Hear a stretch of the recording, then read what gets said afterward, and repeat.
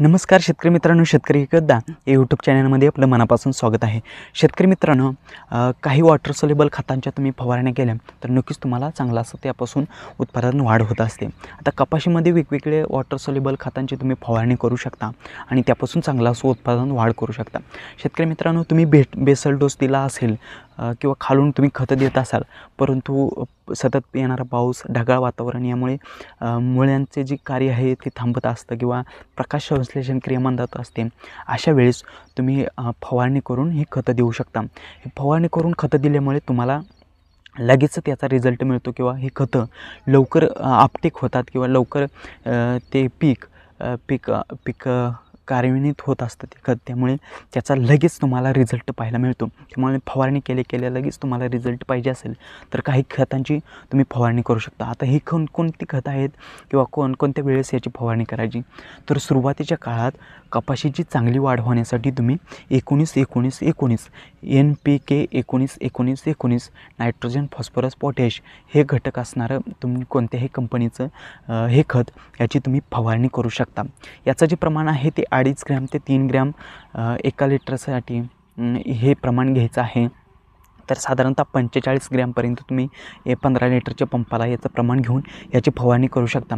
याची फवारणी जी आहे ती 21 दिवसाच्या नंतर तुम्ही करायची आहे. त्यामुळे तुमच्या पिकाची चांगली शाकीय वाढ होण्यासाठी याचा 100% फायदा होतो किंवा सुरुवातीच्या काळास वाढीसाठी जे आवश्यक अन्नद्रव्ये आहेत ते पिकाला कमी पडू नयेत यासाठी तुम्ही याची फवारणी करू शकता. सुरुवातीला तुम्ही खत दिलं नसेल तर हा उत्तम पर्याय तुमच्यासाठी आहे किंवा खत दिलं असेल परंतु त्याचा रिझल्ट मिळत नसेल, अशा वेळी तुम्ही ह्या खताची तुम्ही फवारणी करू शकता. नक्कीच तुम्हाला याच्यापासून चांगला असा फायदा होणार आहे किंवा पुढे जाऊन चांगलं उत्पादन मिळणार आहे आणि पिकाला काळोखी ग्रीनरी चांगली मिळणार आहे. त्यामुळे कपाशीचं चांगलं उत्पादन तुम्हाला पाहिजे असेल तर सुरुवातीला एकतरी तुम्ही 19-19-19 आणि त्यामध्ये प्लस ह्युमिक ॲसिड याची फवारणी केली तर तुम्हाला नक्कीच असा चांगला रिझल्ट मिळणार आहे.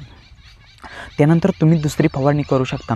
ती म्हणजे 45 दिवसाच्या पुढे तुम्ही दुसरी फवारणी करायची आहे. हे खताच्याच आपण फवारण्या सांगत आहोत. ही उत्पादन वाढीसाठी या फवारण्या आहेत. तरी दुसरी जी फवारणी आहे 45 दिवसानंतर तुम्ही करायची आहे. यामध्ये तुम्ही घ्यायचं आहे 12-61-0. यामध्ये जे नायट्रोजनचं प्रमाण आहे, युरियाचं नत्राचं जे प्रमाण आहे ते 12 आहे आणि फॉस्फरसचं जे प्रमाण आहे ते फॉस्फरसचं जे प्रमाण आहे ते साधारणतः 61% एवढं आहे. त्यामुळे ह्याचा तुम्हाला शाकीय वाढ जास्त, यामुळे शाकीय वाढ चांगली होते, चांगले फुटवे फुटतात, त्याचप्रमाणे चांगली काळोखी येते, ग्रीनरी येते, सूर्यप्रकाश ग्रहण करण्याची, अन्ननिर्मितीची क्षमता वाढते, मुळाची ताकद चांगली वाढते. त्याचप्रमाणे फुलधारणा किंवा फळधारणा, फुलांच्या संख्येत वाढ होणे यासाठी किंवा फुलगळ थांबवणे यासाठी याचा चांगला फायदा होतो. त्यामुळे याचीही तुम्ही फवारणी करू शकता.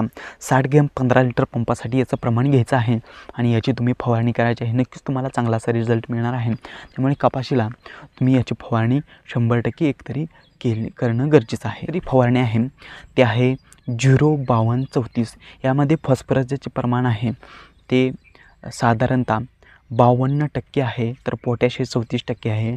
त्यामुळे फुलांची संख्या वाढते, पीक मजबूत होतं, कणकर होतं, त्याचप्रमाणे फुलधारणा वाढते, फळांची संख्या वाढते, त्यामुळे बोंडांचा आकारही वाढतो. त्यामुळे तुम्ही याची फवारणी करायची आहे. याचं जे प्रमाण आहे ते साधारणतः 60 ग्रॅम 15 लिटर पंपासाठी घेऊन याची तुम्ही फवारणी करायची आहे. नक्कीच तुम्हाला याच्यापासून चांगलं असं रिझल्ट पाहायला मिळतो. त्यानंतर तुम्ही फवारणी करायची आहे ती म्हणजेच RPS 76 ही फवारणी तुम्ही करायची आहे. RPS 76 आणि मायक्रोन्यूटन याची तर तुम्ही फवारणी ह्याच्यामध्ये मायक्रोन्यूटन आहे, त्यामुळे RPS 76 या टॉनिकची तुम्ही फवारणी करायची आहे. यामुळे तुमची फुलगळ थांबणार आहे, फुलांची संख्या वाढणार आहे, बोंडांची संख्या वाढणार आहे.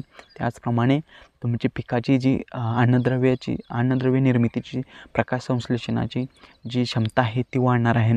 त्यामुळे नक्कीच तुम्हाला उत्पादन वाढीसाठी हे टॉनिक उत्तम आहे. त्यामुळे 100% ऑर्गॅनिक असणारा RPS 76 हे धन्वंतरी कंपनीचं तुम्ही याची एक फवारणी तुम्ही बिलकुल घेतली पाहिजे. यापासून नक्कीच तुम्हाला उत्पादनात वाढ होणार आहे. त्यामुळे RPS 76 हे तुमच्यासाठी खूप चांगलं असं टॉनिक आहे. त्यानंतर शेवटची फवारणी तुम्ही घ्यायची आहे 0050. यामध्ये 50% पोटॅश आहे, बाकी कोणताही घटक नाही. 50% यामध्ये पोटॅश आहे. त्यामुळे तुमची फुलगळ थांबणार आहे, बोंडांचा आकार वाढणार आहे.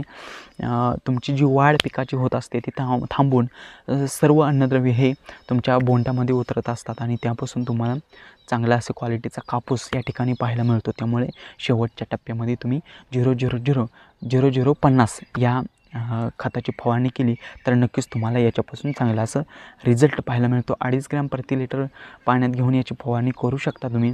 50 ते 60 ग्रॅम तुम्ही पंपासाठीही वापरू शकता 15 लिटरच्या, आणि याची फवारणी केली तर नक्कीच तुम्हाला फायदा होणार आहे. तर शेतकरी मित्रांनो, अशा प्रकारे तुम्ही फवारणीद्वारे कपाशीचं अन्नद्रव्याचं नियोजन करू शकता. आणि अशा प्रकारे तुम्ही नियोजन केलं, पिकाच्या वेगवेगळ्या अवस्थेमध्ये आपण वेगवेगळी खतं दिली तर नक्कीच तुम्हाला याच्यापासून चांगला फायदा मिळणार आहे. त्याचप्रमाणे तुमचं 4 गोण्या 5 गोण्या असे टाकण्याची तुम्हाला जास्त गरज पडणार नाही.